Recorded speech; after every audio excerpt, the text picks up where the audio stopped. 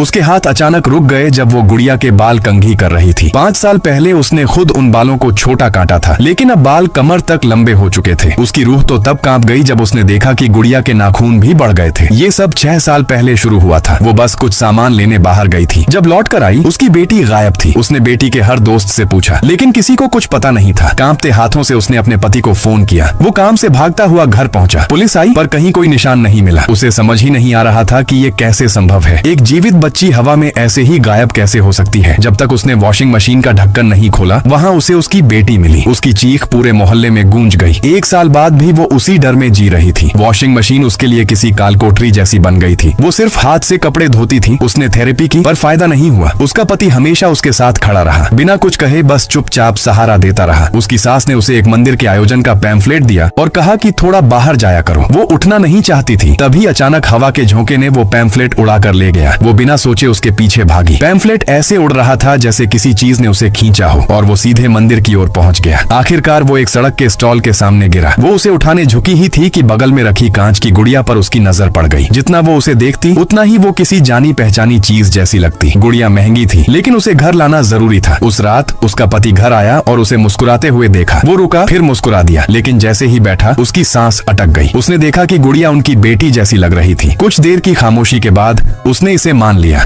इसके बाद वो धीरे धीरे पहले जैसी होने लगी। वो गुड़िया के नाखून काटती, उसे बेटी के पुराने कपड़े पहनाती, बाल भी उसी स्टाइल में काटती जैसे बच्ची रखती थी। वो गुड़िया को अपनी असली बच्ची की तरह पालने लगी। दिन रात उसकी देखभाल करती, अपना सारा प्यार उसी पर लुटाती। उसका पति उसे दोबारा अस्पताल ले गया। डॉक्टर ने कहा कि उसकी हालत सुधर रही है, गुड़िया उसकी मदद कर रही है। डॉक्टर ने इसे जारी रखने की सलाह दी। उसके पति ने राहत की सांस ली। वो उसे और गुड़िया को बाहर घुमाने ले जाने लगा। वो लोग बीच पर गए। 3 लोगों का परिवार बनकर फोटो खिंचवाई। धीरे धीरे दीवारें नई तस्वीरों से भर गईं। घर में फिर से रौनक आने लगी। उसने आखिरकार पुरानी वॉशिंग मशीन बदल कर नई ले ली। उसका पति उसे मुस्कुराते देख खुश था, लेकिन जब